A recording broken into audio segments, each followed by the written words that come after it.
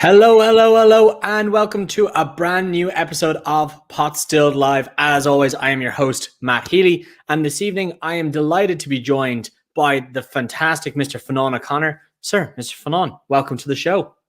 Thanks. Yeah, it's my first time on. I'm confused and bewildered. I'm sure people are, not expecting to see me, but we'll make the most of it. So, although as you pointed out, I have to be conscious that I'm visible this time. So, Exactly. And we do reference that you have been an often contributor to the show, but this is your first time co-hosting.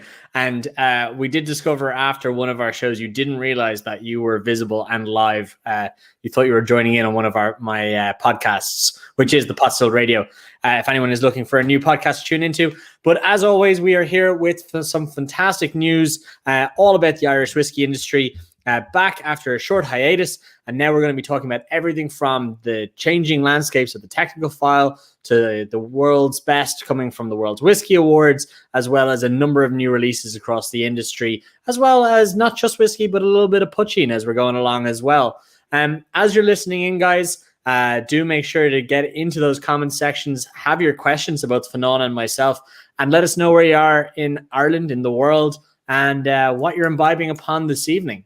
So Fionnán, I see a few people dropping into the comment sections, and of course Miss Sarah Kennedy coming in from McConnell's Whiskey in Northern Ireland, saying great to see the show back. I very much appreciate that, Sarah. So I think Fionnán, it's probably best to start off with a little bit of a greeting to our sponsor for this evening.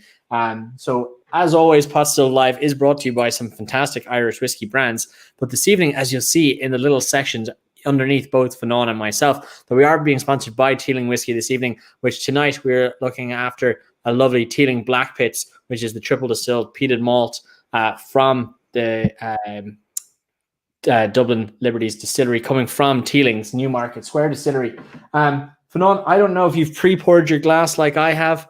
I am. Pre-poured is a gentle word for it. If anyone wants a soft gig, you get a bottle of whiskey for coming on this thing. It's not just the chats. So I've been controlling myself to not have this finished by the time we start. Keep you well libated, Fionnán. You're known as a man that doesn't like talking very much, so I want to make sure we keep you well libated up. So good looks and my reticence, my soul clutching. I can't talk to people. I can't express myself as I would like to be perceived. Well, I still can't do that, but I do talk. But just fail to do so. Exactly. So. Have you? Do you know much about this whiskey, Fionnán, or have you been acclimated with it in the glass as you're going along and sipping on it this evening? Yeah, well, the first time I had it was at the Irish Whiskey Society had a Teeling night, and this was just before it was released. This was the kind of special reveal at the end of the night, and I remember even then it was really well received, and of course even then we were dealing with kind of COVID time, so it was one of the earlier online tastings. It was that point in COVID where it was still odd to see people's, comments popping up. But I do remember the flurry of comments of people saying, wow, this is something to watch, blah, blah, blah. As much as it's exciting to see anything from Teeling that's, despite all the Teelings out there, stuff from the distillery itself, house-made stock is still a kind of a fresh birth, as it were, an arrival of the distillery on the scene. It's so odd because they're everywhere and they've got so much stuff out that it can still seem shocking and new and kind of inspiring to think what is going to come. It's the second birth of any of these places, but Teeling most noticeably because there's so much Teeling already out. But yeah, no, I tried it then and then waited impatiently for it to come out. Well, you say you waited impatiently. I actually remember being invited to the Teeling Distillery about 5 years ago at this point, if not 6 years ago, for the launch of the Teeling 200 Fathoms Galway Bay Brewery co-release, I guess you'd say, with the beer cask finish, which was even then an early release for a stout cask finish. And it was that day we were invited to the distillery they were distilling some of their first runs of peated malt whiskey in the distillery, and the smell and the flavor going through the distillery was just absolutely amazing. Like, you go into some distilleries, and in Teeling, if you're in the receiving area, you'll have some some aromas coming through, but that place was just billowing with peat. It was absolutely and it was very funny because some people were almost shy to ask the question whether or not peated malt was being distilled, which there wasn't really much way to hide it. So for me, a fantastic opportunity to be able to see it finally in the glass. Bourbon and Sauterne matured. That Sauterne wine cask, I think, playing really well into this. It's not I'd say medium in the peat body for me, very approachable, and a fantastic pairing with that Sauterne wine cask. And I know that the guys from Teeling did a lot of, I think, cask samples to the whiskey community at large to try to figure out what the first release of this will be. And the Sauterne, I think, was the resounding favorite of the Irish whiskey community. But I'm going to say sláinte to you, Fionnán. I'm going to have a wee sip of this here, and I'm going to imbibe upon it as I go through the night. Yeah. Well, one thing that struck me, okay, so Sauterne, like when I think of Sauterne, the first thing I think of is Glenmorangy's Neck to Door, which for me was the hallmark of Sauterne finishes. It was that weird, it changes shape as it goes down your throat. It was, I think lightness often gets used as an excuse, or delicacy gets used as an excuse for blandness, really, when we're coming down to it. If you have a bland product, you'll call it delicate. But when you get the delicacy itself, you remember what delicacy actually tastes like. And, if you get some of these Sauterne finishes, it's amazing. They do trickle, they change, taste all the way down the gullet. So that was one thing I was expecting to find and maybe went looking for. And then the second, of course, is you're talking about triple distilled peated malt, which is, it's fun. And of course I know Great Northern and Teeling the Elder is doing a similar concept, and you're taking two things, and triple distillation is heavily associated with Ireland, but triple distilled peated malt is again, like the two triple distilled malts were Bushmills and Coleraine, and if you go way back in their history, they're both peated, but they were all, Bushmills was also double distilled once upon a time, but that's all such long past that it becomes highly experimental all over again. But we think of triple distilled malt, and what do you think of? You think of Auchentoshan, you think of Bushmills, you think of this kind of sharper, and there isn't enough out there to kind of properly gauge. So I always come away with the idea that all triple distilled malt should taste like Bushmills. And what does Bushmills have? It has that weird tropical, like pineapple, dull pineapple juice, mango kind of thing going on. I don't particularly like Auchentoshan. But for me, Auchentoshan is like beta Bushmills. The kind of it all tastes a little bit sharp. It's same idea. You're getting something slightly sharper and kind of more knife edgy.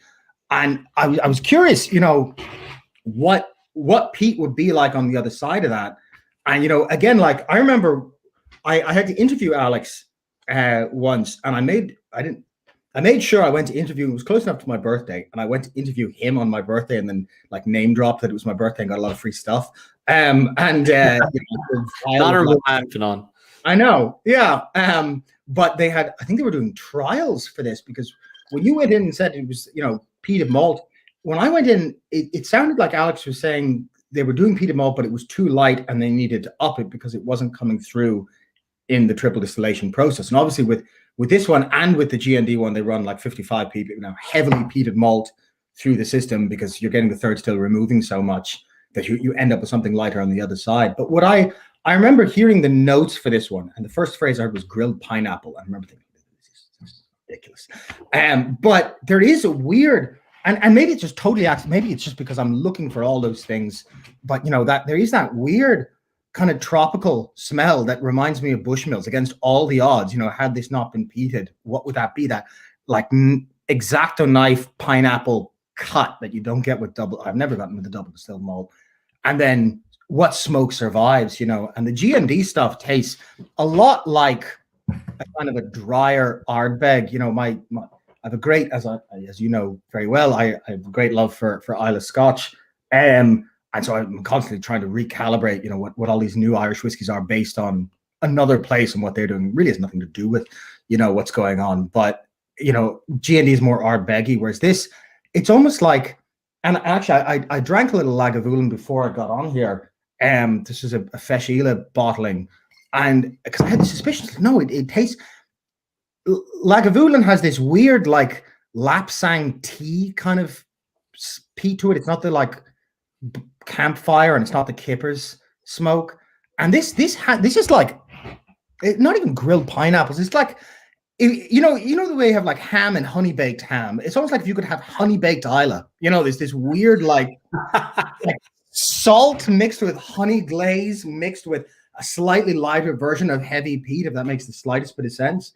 But there is that weird, there's peated whiskey is like stout. It's something you want to have on like a cold, dark night, without proper heating. And it's rare to think of like a peated whiskey I would enjoy in the sun. And this is it.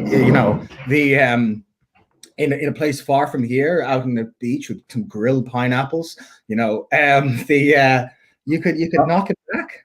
Well, that said, I actually have myself a little peated highball here as well, just because I was in very much the same thought process as you, that there's a nice lightness to it and a sweetness. So I'm enjoying it in Teeling Blackpit's two ways.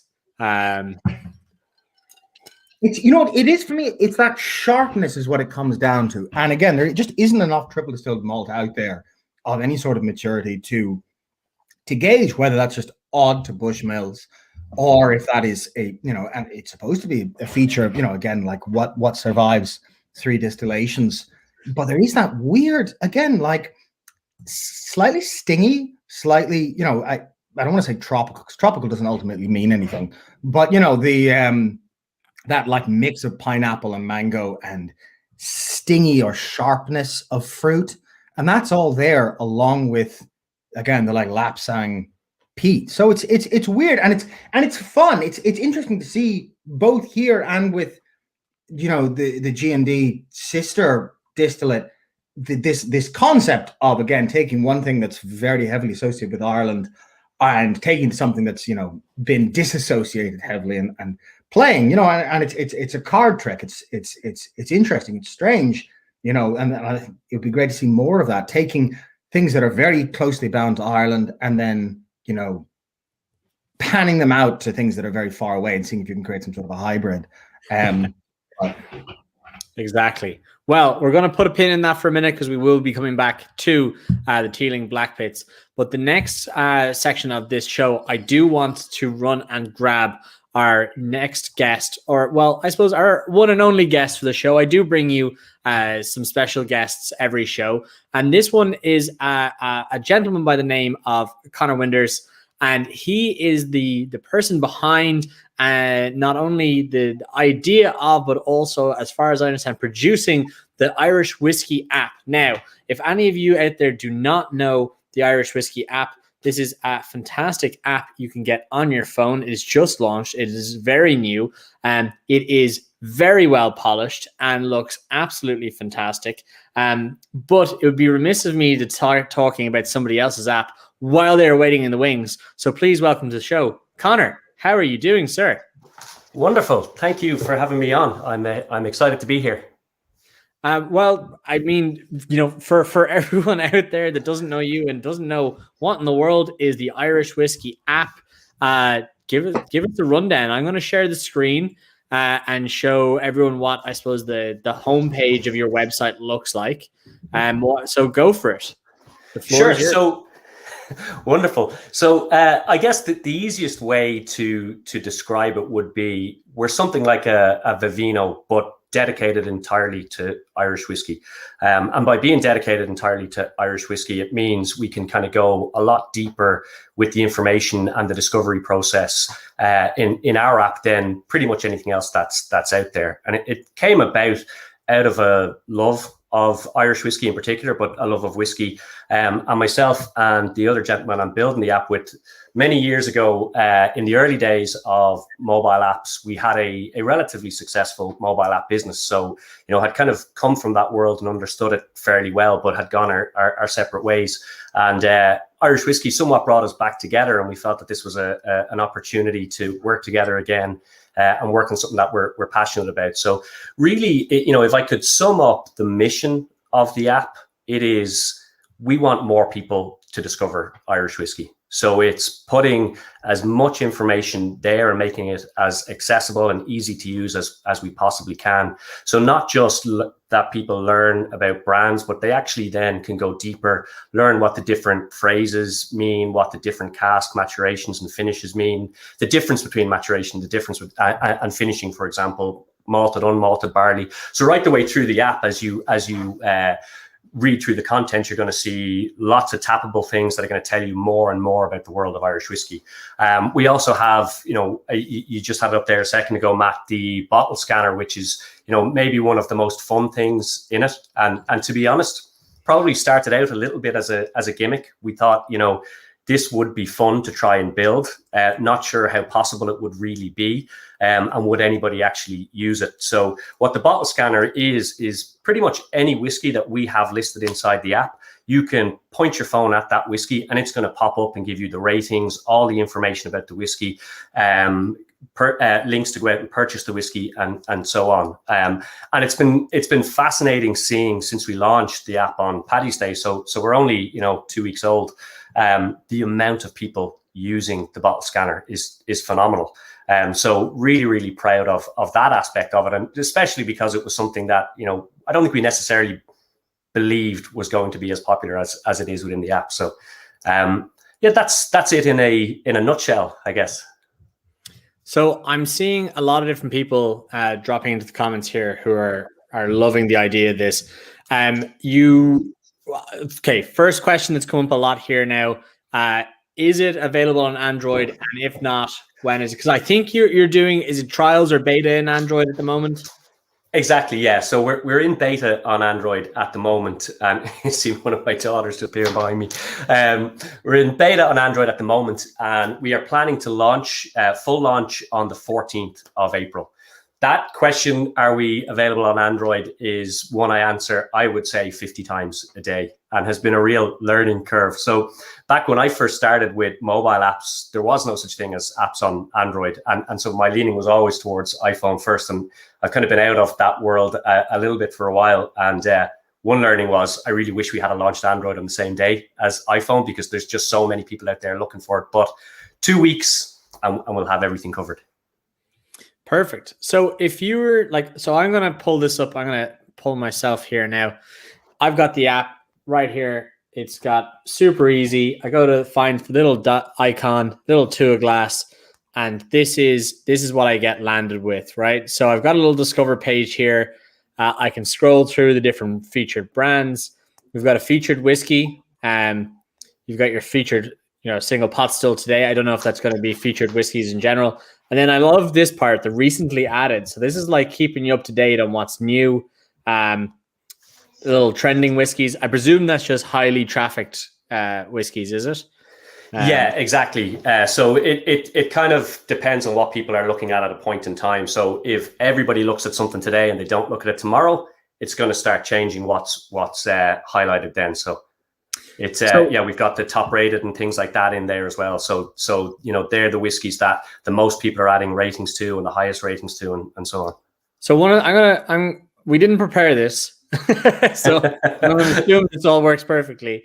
So I'm going to click Redbreast here, one of the top rated whiskeys. This is what people are going to see when they either scan the whiskey or they choose Redbreast. So you've got your purchase function, your add to your list. So is that just kind of your must-haves or your shopping list, that kind of idea? Yeah, so we have a few kind of standard lists that the app is just going to do automatically for you. So anytime you scan a whiskey, we're going to add that to a list for you. Anytime you add tasting notes, we're going to add that to a list and so on. But then we also have the idea of recording your own collection, how many bottles you have, when you bought them and so on, your wish list, so the whiskies that you want to get, you don't have yet. And you can kind of imagine where that could go in the future as well. If you think of things like, your Amazon wish list and being able to share with people, well, here's the stuff that I'm looking for and so on. So, they're the top things there is being able to purchase it, add it to the various different types of lists. Then you've got, your ability to rate it. You're going to get information, the kind of facts off the label. So, whether it's chill filtered or not, the different casks that were used, and then a little bit of content and story about the whiskey itself before we jump into what you're showing there, Matt, which is kind of more the facts and the terminology around Irish whiskey that's relevant to this particular bottle. Now I'm seeing some questions in the comments section. There's a tasting notes section that you can expand, and it gives you, it says source, so it's giving you generated tasting notes. And there's a question here: is there an ability to record your own tasting notes, or is this more for kind of tracking rather than tasting notes for yourself? No, absolutely. So if you scroll back up there, you're going to see 3 sections towards the top of the whiskey. And one of them is information, which is what we're on there. The next is tasting, and the last one is collection. So once you go into tasting, you're going to be able to add things like, all the actual tasting notes, the intensity, the quality, and so on of that particular whiskey. You're going to be able to see what other people are choosing as their tasting notes for that whiskey. And then I suppose once we get into the actual, when you click the brand name as well, we get into the whole Redbreast family range, and we can look through everything that they have here, all of their whiskies that have been generated on the site, on the actual app itself. This is very slick, and it's very, very well made. As I said, Connor's not a sponsor of the show or anything. I just used this app, and I think it's very cool and very well put together. So I gave you a call and I pulled you out of a Teeling tasting to jump on the show tonight. I brought my cocktail with me. There you go. Exactly. So, I mean, like some people are, comparing it themselves to the likes of Untapped, like a slicker version of Untapped. People are saying, is it possible for products to be added to the app like independent brands? So, yeah, I mean, we kind of have at the moment a process whereby a lot of brands and distillers have reached out to us to get their content in the app. And that probably makes up, about half of what's in there as we've worked with brands to get content in. The other half we're generating entirely ourselves and writing up all the notes, etc. ourselves. But what's important to us, at least now, and I think for the foreseeable future, is that will be the way the content gets in. We will generate it, or we will work with a brand to get it in, and we'll work with any brand to get their content in there. But we do want to make sure that it remains high quality. So, as you go through the app, the bottle images are all tappable. They expand full screen, and they are like crystal clear. The background images are blurred, and as you drag down, they unblur themselves. Like, a lot of work goes into making sure that the app looks and feels really premium. And so for that reason, whilst we'll add any Irish brand at all, we want to work with the brands to do that. So this is your brands page on your website here for the get in touch and kind of what they're presented with. Whereas the brand here, you've got the bottle, and then of course the distillery name, should that be relevant, and then a content submission guide. Now I've in a professional setting, I've done all of the content submitting for the company I work for. Super easy. It was a very easy process. If you do anything stupid, you let me know if I'm doing something stupid, and otherwise it all works pretty well, I think.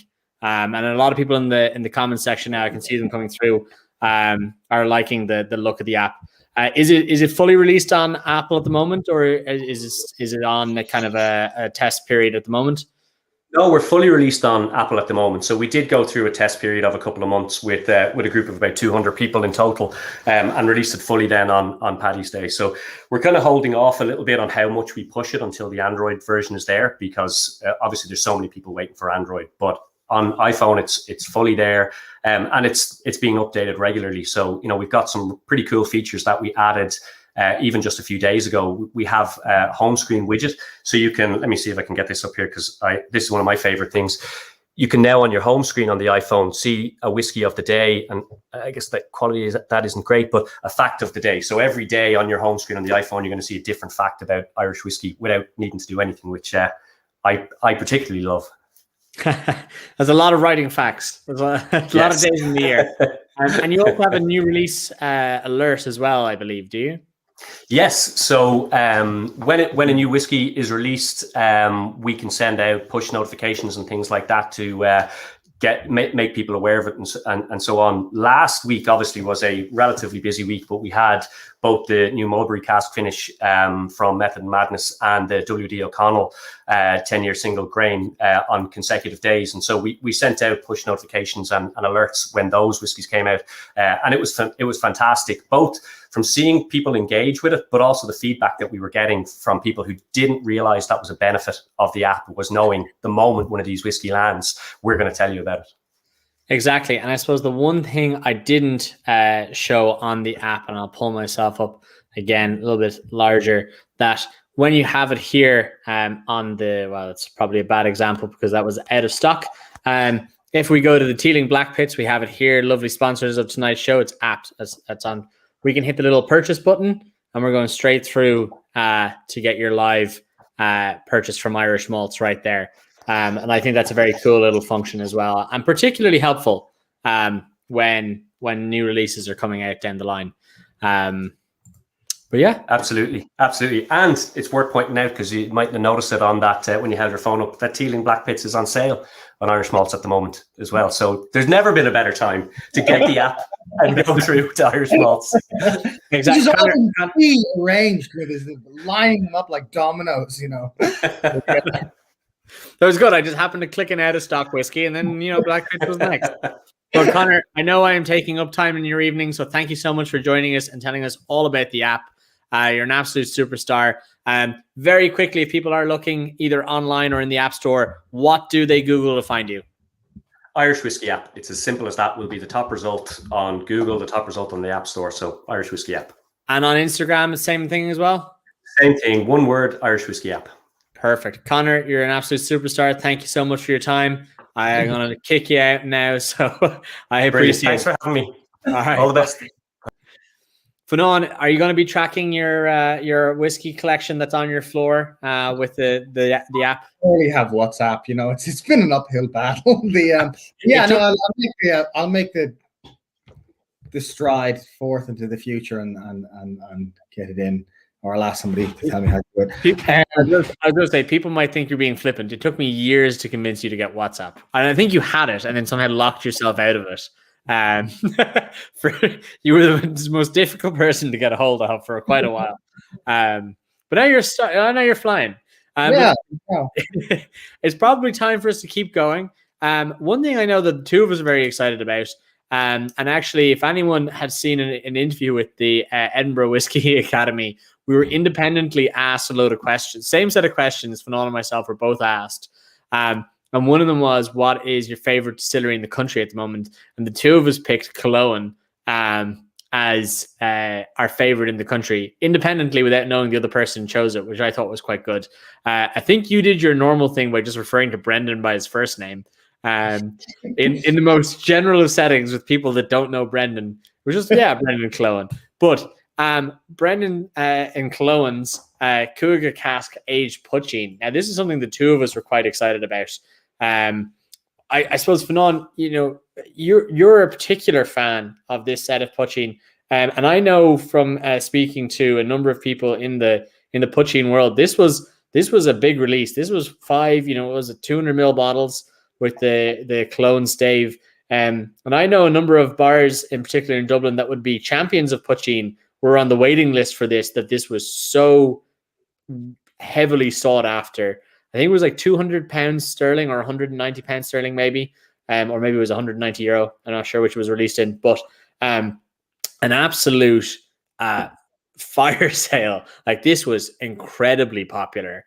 And I know you've had a chance to sit down and sample through the different casks. Poitín, Oaten Poitín, specially distilled in 5 different beer casks. What did you think, Fionnán?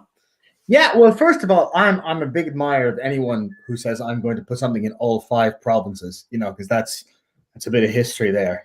Meath used to be once upon a time, Meath and Westmeath were the same place, and we're not part of Leinster. So anyone who's done that much research, I'm willing to clap them on the shoulders. But even in premise, it was great. You know, the idea of working with craft breweries across the country. But even, you know, one thing, I mean, Potstilled, like, first of all, you know, I get asked often enough, you know, about the history of Potstilled, or about what, you know, again, like, I know I've spoken to you live about dispelling the myth about potatoes and this kind of stuff, all the, you know, misunderstandings. But similarly, what can Potstilled be today? Because if you look at the legal Potstilled category, you know, what we had in the 90s was kind of twee, that like Knocking Hills stuff, Bunratty, you know, this kind of gift shoppy, make you cringe a bit. And then a lot of what's out there now is essentially a distillery saying, this is our new make. You know, their Potstilled is really just their new make malt spirit. Occasionally you get their, you know, like Teeling Potstilled is it's Potstilled new make. But one thing that can be afforded by the kind of the reinvention of Potstilled as a category is a space where distilleries can play around, because unlike whiskey, Potstilled is immediate and you can sell it very quickly. And you can, if you want to talk about, you know, dicking around with fun mash bills or this or that, or smoking this or that, there's nowhere where that's easier to get out as an outlet than Potstilled. Now, Killowen are so small that anything they do sells out because there is not much of it to begin with. But what, you know, I love the stuff, but for me, the idea of Brendan rejiggering one of his mash bills, you know, it has a higher oak content than usual, higher raw oaks, use malted and raw, and sticking it in beer. You know, these are, it's not historical recreationism at all. It's the use, and to a certain extent, the like arbitrary use of Potstilled as a dynamic, inventive, experimental. I mean, Potstilled could be on fire as a way for distilleries that won't be tasted as whiskey for years to even make themselves understood, to get themselves out there, you know, because maybe I'm missing something, but, you know, it's unless you're like going to a distillery and have had the new make through some weird set of circumstances, most of these places remain unknowns until they come out.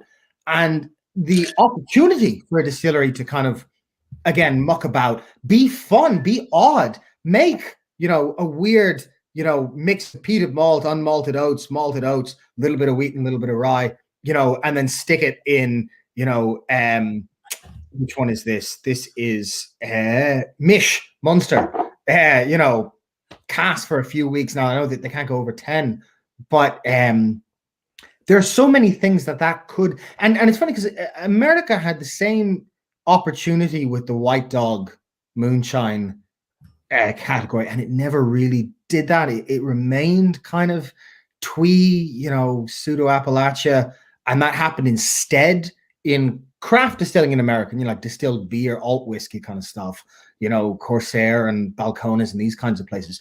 And Potstilled is a space, I think, untapped for that kind of energy, for that kind of experimentalism, you know, and it'd be interesting to see that as a, and it's also free research for the distilleries. If people really take to one mash, or, you know, Jesus, if you make a balls of it, or if you don't like as much something else, you're done with it, you know.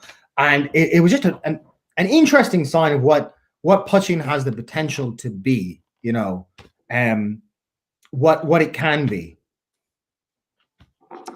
I mean, from everything that Brendan is doing up there, it was very interesting to see, and the fanfare that went with it, I think, was not unexpected, but great to see that it's not just like, you know, the likes of these 10-year-olds that Brendan's put out now, these different whiskeys. You know, there's great fanfare around those, but including the now seeping into the Potstilled ways of Brendan's, you know, fantastic and insane and wild. And he's a kind of I love the distillery in itself because it's the, you know, I always say it's the what people imagine distilling is. It's lads up a hill in a shed with direct fire stills, doing whatever they want. Yeah, you know it's incredible. I mean, it's the fairy tale people assume distilling to be, and that it usually isn't. I think we have a comment from Craic the Louth was in Ulster. I remember Brendan telling me on my way up to him once, he said, "Where are you?" And I said, "I'm going through Louth." He said, "Louth isn't even a real place. When are you getting here?"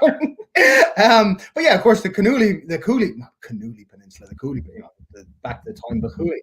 A different geography, but it was great to have that weird sense of, you do get a sense of geography when you go to Cologne. It is, as you say, two lads up a hill, digging turf up from the bog next door and bringing it up to the shed and smoking their own oats. And, it's mythological stuff, so I have a soft spot for Cologne, and I know a lot of people do, I'm not the only one. It's hard not to when you go out there. It is so, like mythopoeic kind of, it's so visceral, it's so real, it's so unreal. But at the same time, a lot of the stuff has been a lot of fun. And it doesn't just have to be Cologne, but Cologne are an example of a distillery who have you look at, what are we up to, like 40 distilleries now? Yeah. Yeah. And the number of distilleries who have taken the approach of like, keep the head down and wait till we're old enough, or alternatively put out a source product and let that be the thing until we get the stuff out the door, is so different to the idea of like engaging with fans at the new make level. And I think that's what Potstilled has the ability to do for a lot of people, is break that sound barrier. Because no one, to my knowledge, has earned so much fan culticism so quickly as Cologne, but it's happened through, now of course there was the bonded stuff, but even the way people get at their new make, and there's new make out there that's brilliant and it's sitting in cask in other places, but nobody knows it's there. But the way of getting at stuff that people respond to, stuff that has come from a distillery, and Potstilled has, again, like, what is Potstilled historically? It's when we remove the bollocks, it's a tradition of granular distillation, mainly malted oats and malted barley, gradually corrupted over time with sugar, with molasses and treacle and so forth, and until eventually in the contemporary period, most real illicit Potstilled is sugar based these days, because people just go to Londis and buy a bag of sugar. But that's you're looking at that on a muddled trajectory. And so, okay, do we recreate that? Do we still make like column distilled whey alcohol stuff that was never Potstilled, or do we reappropriate the concept and say, well, look, little Potstilled is little Potstilled, and what can we do here? How can we make that fun? And you look at places like 1661. Dave is such, if there's the first bar I will go into when, all this, in fact, the first bar I did, the brief moment we were allowed to go to places, the very first place, I went with Alan Mulvihill to 1661. And I remember feeling slightly unhappy with myself about how good that first pint tasted. But I think a lot of people kind of had it. Two things. One, the next day he was on my show very hungover. He was sitting exactly where you are, having spent the night with you in 1661. And two, 1661 was the last bar I was in before Christmas and then the current lockdown.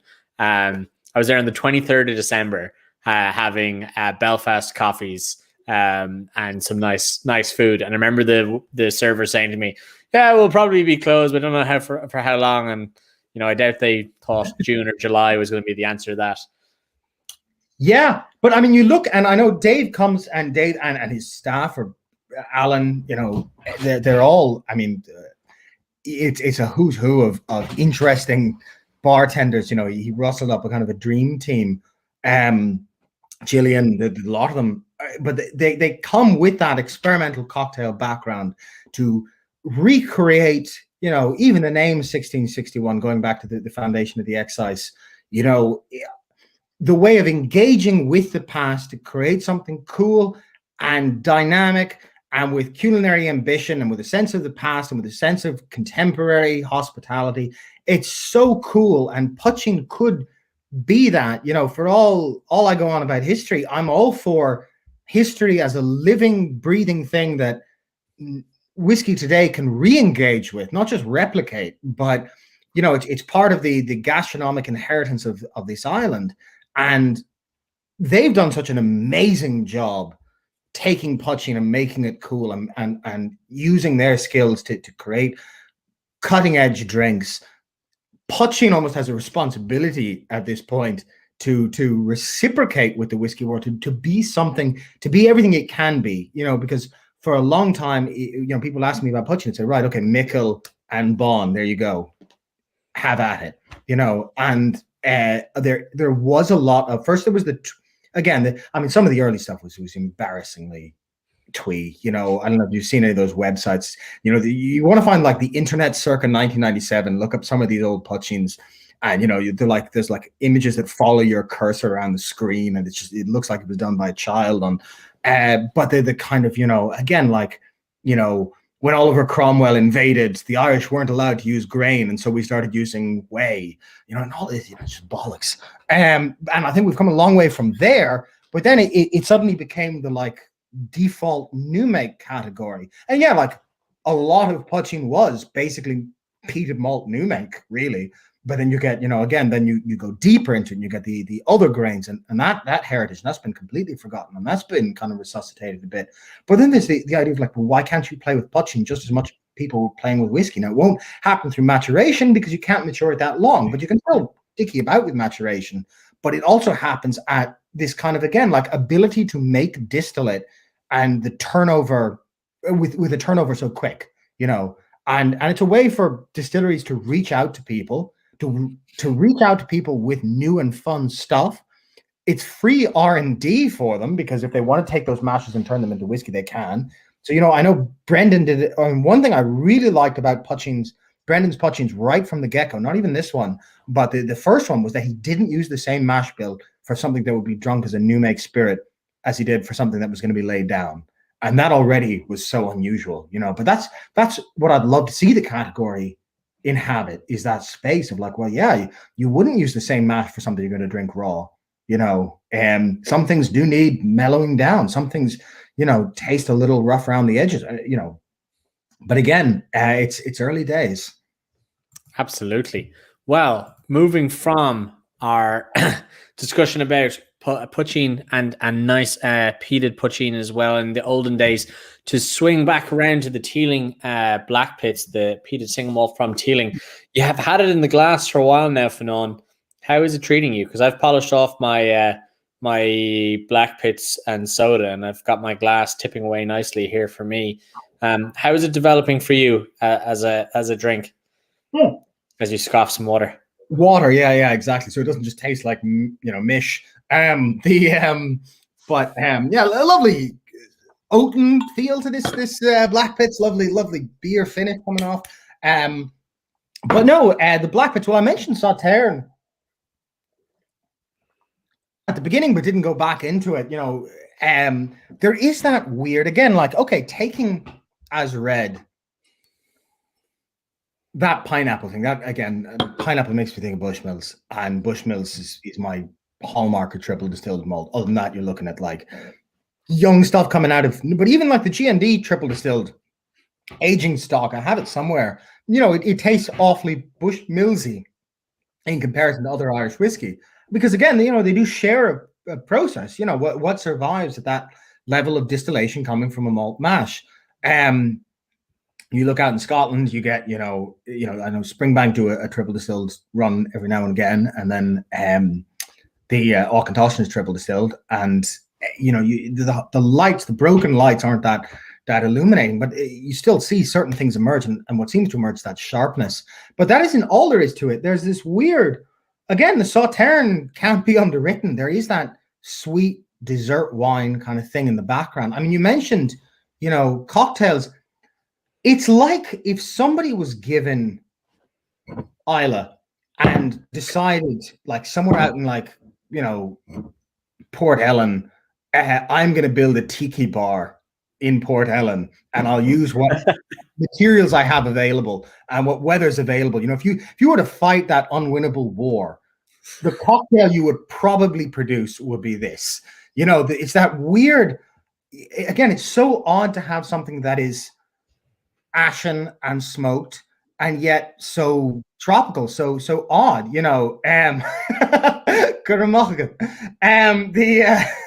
but Hmm. It does feel like somebody mixed Islay with something, with some exotic syrup. There's a weird, it is lighter. Now, and again, my taste even in Islay runs, hefty, coarse around the edges, campfire sulfur. Not candling sulfur, but distillate sulfur. And this isn't that, and if you went looking for that and you think, oh, geez, there's a little light for an Islay, and it's not the same feeling though as being lightly peated. It's not the most malt scotch is only lightly peated. It's not that feeling at all. It is heavily peated distillate, lightened in distillation. It's not the peat that's taking the hit alone. It's the fruit. You're getting that, again, that sharpness, that, pineapple-y, thin, kind of, diamond cutting razoriness to the malt itself. And it was by trying it side by side with Lagavulin earlier that I was able to kind of come to grips with that, where it's the oil that's being pulled out as well. And of course, malt is not that oily in comparison to some of the Irish stuff, but there is oil there. It's that being pulled out and certain kinds of fruit being put forward. But then what rounds it together, and I know Alex is great for his, white wine casks and his dessert casks, and but it works. It's got that, again, it certainly, it achieves two things. Connemara was sold as the peated Irish whiskey. And what was it? It was essentially they bought Port Ellen Malting's malt, which of course they all buy in, Teeling included. They're buying from the Scotch industry. Even when they're not buying from Scotland, they're buying from the Scotch industry. But most of them are buying from Port Ellen Maltings. They're buying Ardbeg spec, so 55 ppm, and in Connemara's case, they're cutting it with unpeated malt, so you get something half that. So distilled, double distilled. It was a Scotch made in Ireland, whereas this is something very different. It's an Irish reinterpretation of peating, which is so much fun. The only other way I can think of that you would do that would be peated Potstilled. In terms of not just saying, well, this is an exception to the rule. This is peated Irish whiskey. It's saying, well, we've taken something, we've put an odd spin on it. And there'll be more of it to come. And it is curious. Again, it's the taking elements of the past and treating them like the culinary heritage they are, and reinterpreting them in fun and interesting ways. And it's amazing, to the point where it's amazing to me that nobody's done it before. That it hasn't already been, charted out. But it works, and it's fun, and it's strange, and it'll be another element. It was another element of Irish whiskey at birth when the G&D stuff came out. And then the Teeling, the G&D stuff tastes more like Islay than this. This does taste more lightened to me anyway. It tastes more like Bushmills in the background. It tastes more like that, again, that dull pineapple juice, somewhere behind the smoke. And then, yeah, the Sauterre, again, like that dessert wine, syrupy, nectary kind of adhesive. It just clicks. Absolutely. Strength. If anybody's listening, maybe they're all Teeling masterclass, but exactly, you're on the wrong show. We're only sponsored by Teeling this evening. You could have been literally on a different Teeling call with the guys from the distillery. But moving swiftly onwards, because I am keeping one eye on the clock, Fionnán. We're talking about what the different, especially there with your peated single pot still. You had me thinking about mashbills, which has led me very nicely into something that I suppose is close to both of us, which is Boann Distillery's Boann Distillery winning World's Best New Make Spirit at the World Whiskey Awards, which is the first time any Irish distillery has achieved that feat, and they've done it with a single pot still distillate. I suppose this is something, obviously this is a professional point for me, but you obviously spent 2 months up in Boann Distillery working on a fanatical amount of mash bills in varying quantities of lots of different grains. And you can't talk about any of them, but you can talk about this one because it's not one of your mash bills. Yeah, well, I can, and actually, I don't think I'd mentioned to you. I'd meant to mention to you. I got flooded with, text messages that, the day that came out saying, which one won best in the world, for assuming that it had been one of the experiments, and then people saying, well, after me repeating publicly as often as possible, I'm not allowed to say anything about the thesis stuff. People, saying which one won the blah blah blah, and of course, it wasn't one of them, which is great. It adds legitimacy to the experiment, that it's not even, within that. But this is there we go. Have you found your glass? Have you? Exactly. One that doesn't reek of peat was what I was looking for.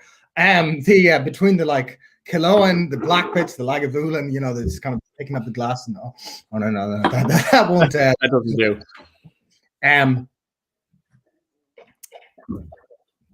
But this is the last. I know you dropped a little bit off, and I went through it pretty quick. Well, firstly, I wasted a huge amount of it because I poured a liberal amount, and then I was so used when I was staying at Bowen to drinking stuff at still strength that, again, I know Michael is on there.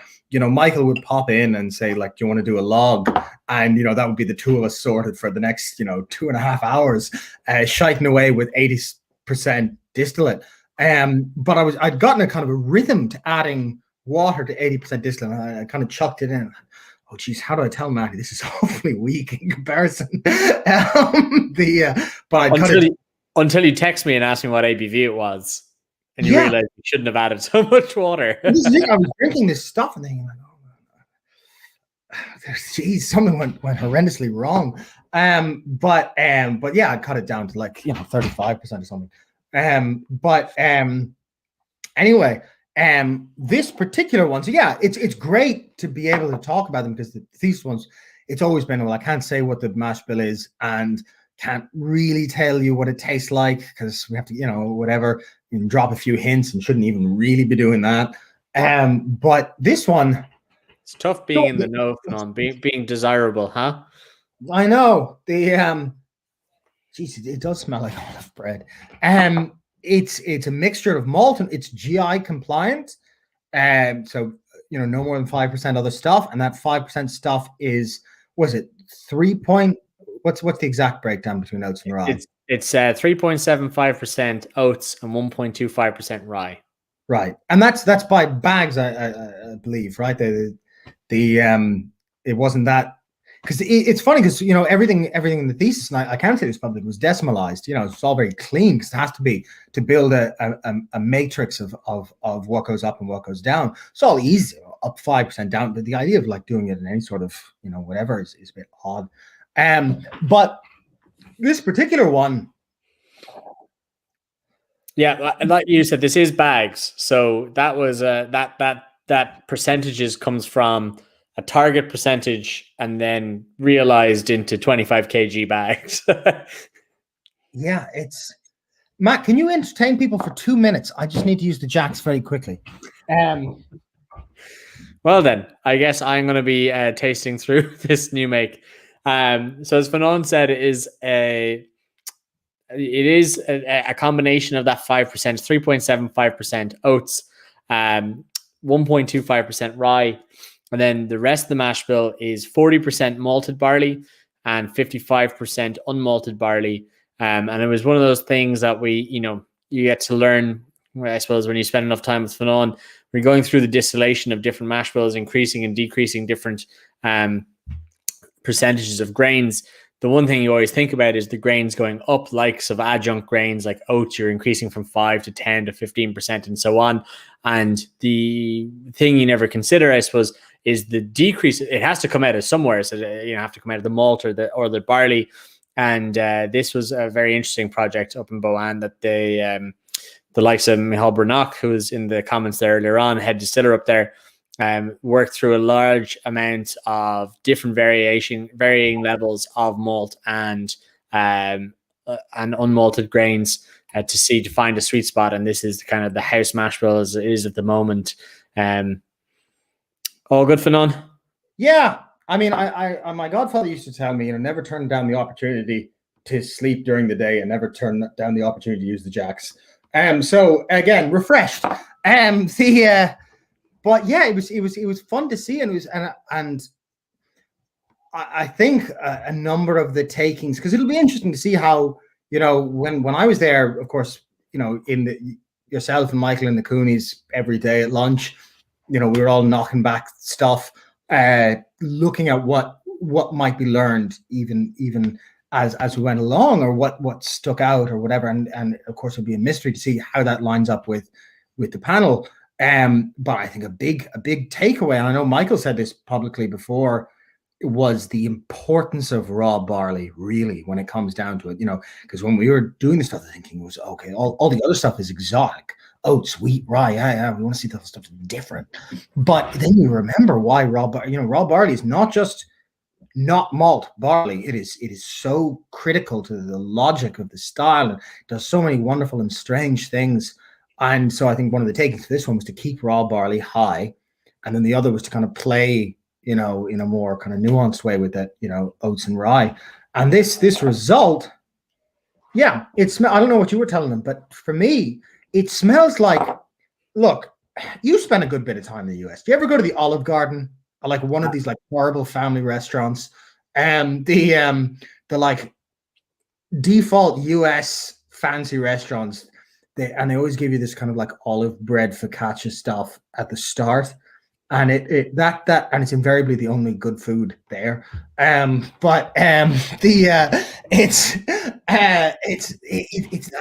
that well-made free food at the beginning of Italian food. And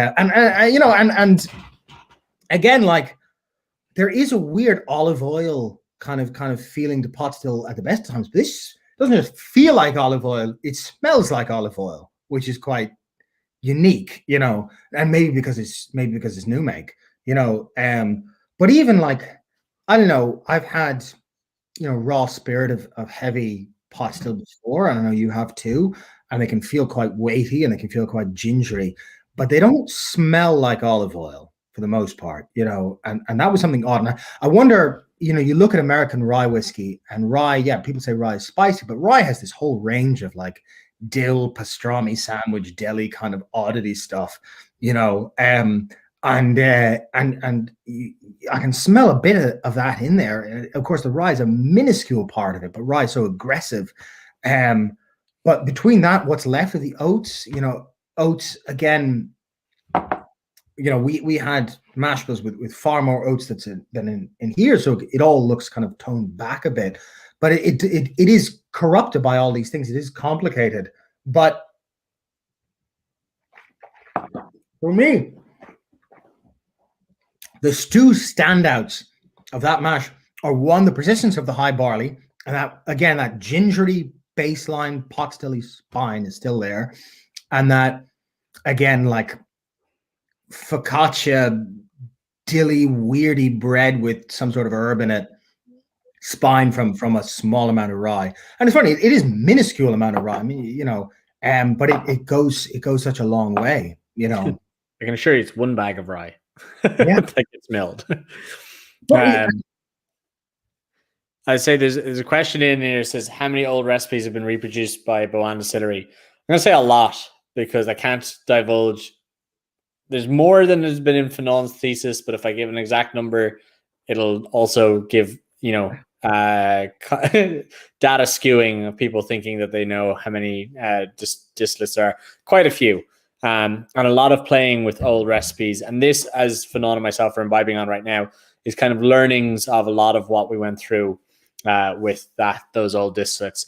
But I suppose, Fionnán, I do want to move on swiftly, because we are running swiftly out of time. I'm going to give you one more topic just to talk through, because we are hitting the time cap. I have, obviously, with you, prepped a lot of different topics I want to talk about. Do we want to talk about what the outcome was on March 26th, or the Japanese implications? What's March 26th? Oh, right. We're living in a kind of like a timeless limbo. Yeah, whichever, whatever you want to talk about, I don't mind. March 26th, if it's the date I think it is. So, what are we not attempting to be cryptic, but they became cryptic all the same. A lot. Your thesis, of course, had absolutely nothing to do with the Irish Whiskey Technical File. all to do with history, but it came at a very topical time, which was the open revision or the opening 2 revisions by the Irish Whiskey Association of the Irish Whiskey Technical File. And they were looking for submissions from IWA members, so the likes of different distilleries around the country, to make revisions to the existing technical file or product specification sheet, as they're now known, as to what pertains to being Irish whiskey or otherwise. So it's the whole file about, you know, everything that defines Irish whiskey that is upheld by and this document informs the European Union and the GI that protects Irish whiskey. One of the things they stipulated was any revisions had to be upheld by fact, because GIs, as Fionnán is often found telling people, they have to do with traditional practices. So they needed, any revisions needed to be backed up with traditional practices. And Fionnán, I know you were very adamant that your PhD had nothing to do with the technical file or revisions thereof, but obviously was very apt in its timing because of outlining the historical practices, which I'm sure were the basis of different distilleries submitting their own revisions to the technical file. And it seems that the technical file changes in favor of increasing the adjunct or other grains will go through to the Department of Agriculture as a 30-30-30 style mash bill for the definition of single pot still. If that goes through, what do you think of that, Fionnán? Yeah, I mean, well, look, again, yeah, the thesis is the thesis. The past happened, full stop. You know, it's not negotiable. But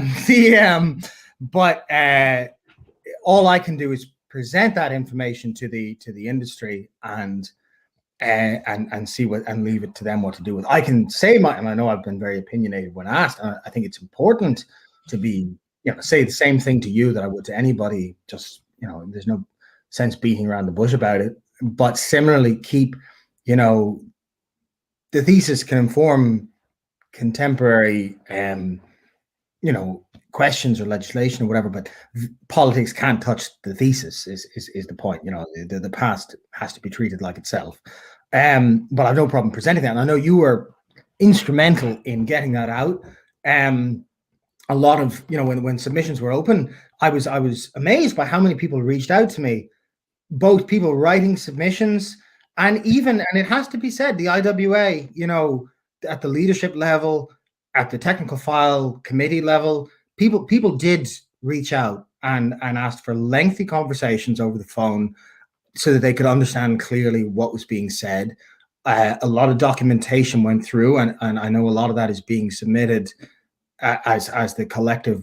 You know, I was asked by one person in particular, you know, for photos of everything, which was great because it meant, you know, suddenly I put them all in one place and said, well, when I say this is the archive and this is this and this and that. And then I was told, okay, that's all become the, you know, and I tried to explain what has gone on in a way that was as dispassionate as I could make it, but as clear, so that again, it's up to the trade what they do with it, but at least everybody knows what happened. At least everyone's reading from the same history book, and the proof is there, and you can say, okay, we are in a position where old Irish pot stills of the 1960s demonstrably did not comply, and either we kind of learn to live with this and still call them Irish pot still, but they don't, you know, Napog 1951 is not Irish pot still, you know, Old Jameson is not Irish pot still, or we regard this clearly and we deal with it now and we never have to deal with it again,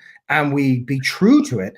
You know, and I've seen that evolve, and I've tried to deal with everyone, you know, as now some people are obviously much more enthusiastic in talking to me, you know, and I'm not the only source of information. There's loads of people coming out with questions and stuff, and you know.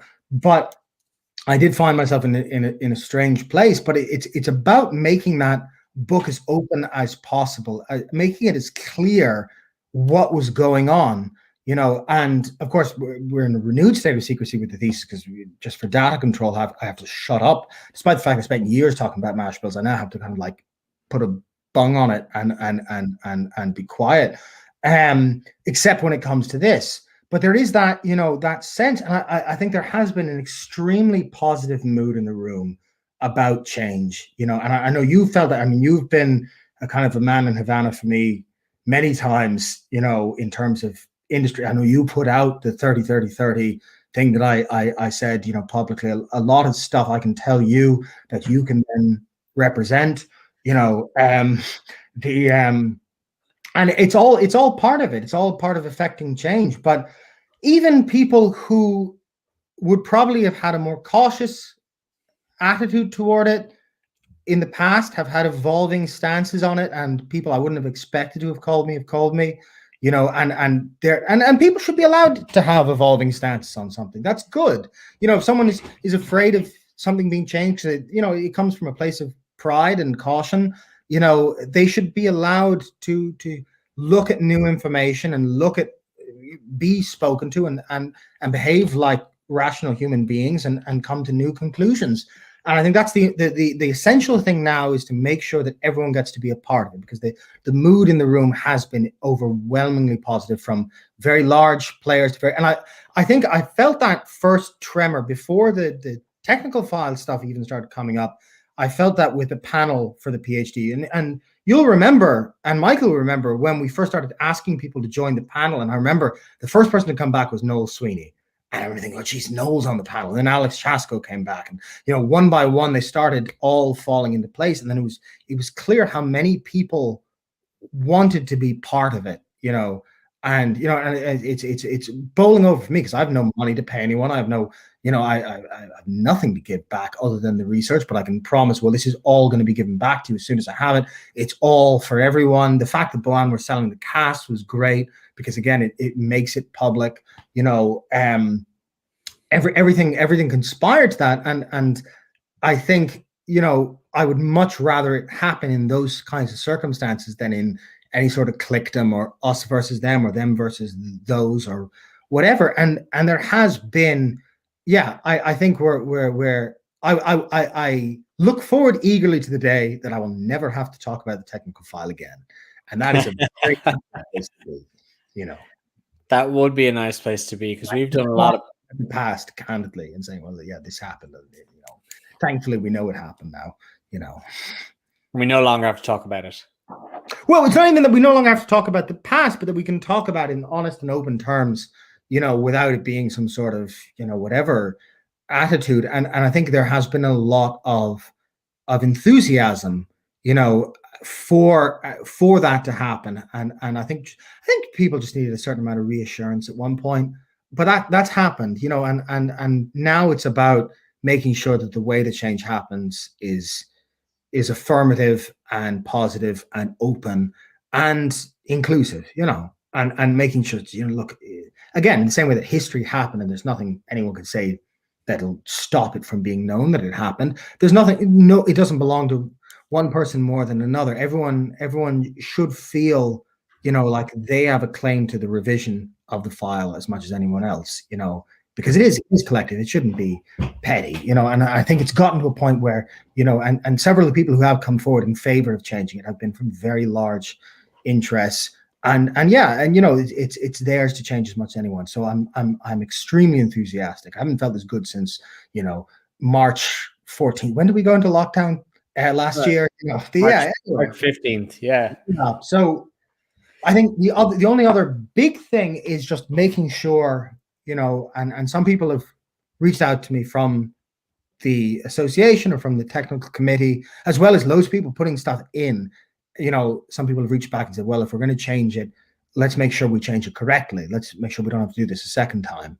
And talking about what that means in open terms. And the position, you had put this forward, my suggestion, I put together a panel of solutions, but based on the history, the solution that I had put forward was minimum 30% malt, minimum 30% barley as it stands, and up to 30% oats, wheat, or rye. And it was, now if they want to make it other cereals, that's up to the industry. But what I said was oats, wheat, or rye, because there's a few things that stick out. One is mash bill heritage and diversity, but the other thing is certain, like all through the history, they're very keen to remind people maize is not part of Irish pot still. Maize has been coursing through Irish column stills since basically there was an Irish column still industry, just after, certainly since there was a big one, and so is rye in a much bigger way than it happened in Irish pot stills. We could get very specific and talk about which grains were more prevalent, but if you keep a traditional, and similar, there is a space for a generic people, and it used to really irritate me when you'd hear stuff say, oh, you can still call it generic Irish whiskey.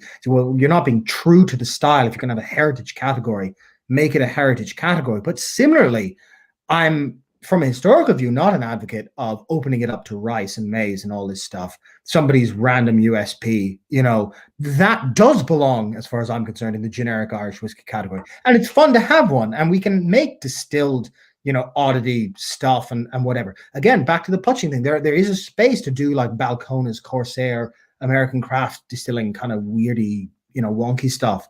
But what I was arguing was not for Irish pot still to become that necessarily. It was for Irish pot still to be treated with open book integrity. And I think that has been received quite well. My only fear now is that the two, and again, if the industry wants just 30% other cereals, that's up to them. But I wouldn't want it to be accidentally eaten up one question by the other just because they're not distinguished. Because it was, and similarly, like, there's so many possibilities, if we were to be really rigorous, and again, I laid out a number of solutions. If you were to be hyper rigorous about Irish pot still heritage, it would be up to 30% oats, raw oats, up to 30% raw wheat, and up to 10% raw rye. But allowing even just the three, because we're not even in the place where we contemplate malted versus unmalted anything other than barley. But then if you take a more holistic approach of the, by the time the category was staring down blended Scotch in 1908, that's what it meant. 20% to 30% other stuff, unmalted, wheat, rye, oats, unpeated was what that industry looked like. If we take a more holistic look, going further back, we're looking again. There's a huge history of malted oats. If we take Irish pot still as meaning that particular moment in time, the industry that collapsed, versus a more holistic view of Ireland's mixed mash bill birthright, and then we start seeing malted oats and malted wheat, never really malted rye, but even within that space, there's a lot to play with, and allowing for peat again in this more holistic. But it's all I can do is equip the industry, hopefully, or the people who are interested within the industry with the terminology to even ask themselves what they want the category to be. And as far as I'm concerned, that's where I've given my opinion often enough, and I can hopefully make the information clear. But I think the attitude has the mood in the room right now is so, and maybe I'm just highly naive, but I think the mood in the room, and you'd have a better read on it than I would, is enormously positive at the moment for change. Certainly is. And it's the first time we've really seen that positive mood for change. Fionnán, I'm going to have to thank you at this point because it is well over time for us. I do see Martin Purcell pushing you, Fionnán, if there's a new book on the way. He's doing a PhD, Martin. Let him finish that first. And then you'll get your book, because I know he's working on one in the background. Don't tell anybody. A very large thank you to Teeling Whiskey Company and the Teeling Black Pits. Fionnán, hold up your bottle. Give him a little shout out there. Good man. Yeah. He needs some television training, but we'll get there. There you go. Available now from your local Tesco. But a very large thank you to our sponsors, Teeling Whiskey Company, and for sponsoring again with the Teeling Black Pits. You can find it on all good retailers and outlets. As was pointed out earlier with Conor Winders from the Irish Whiskey app, it is on sale on Irish Malts right now if you want to get it. There's a lot of exciting things going on. Potstilled Live will be back in 2 weeks' time. But more importantly, next week, this coming Thursday, the 8th of April, we're going to have our first ever Potstilled Live recorded session. I don't know if it's still Potstilled Live, but damn it, it's in the name, so it's staying. And it is a fantastic episode we have with a huge team from Diageo's Rowan Co. Distillery. So we have Caroline Martin, who is a master blender from the Diageo whiskey team. She is the head of the whiskey sensory panel there. And she has actually just yesterday retired after 35 years working in the drinks industry. And we talk through her career as well as her impact on starting Row & Co. in Ireland, and how she went through 106 blends to get to the Row & Co. blend today. We also on the show have Laura Hemme, head distiller from the distillery, and also Peter Simon, the head brewer from the Guinness Open Gate Brewery, which is a very specific name you got to put all together to keep Diageo happy. And that is all launching at 8 p.m. This coming Thursday on the 8th of April. It is a recorded show.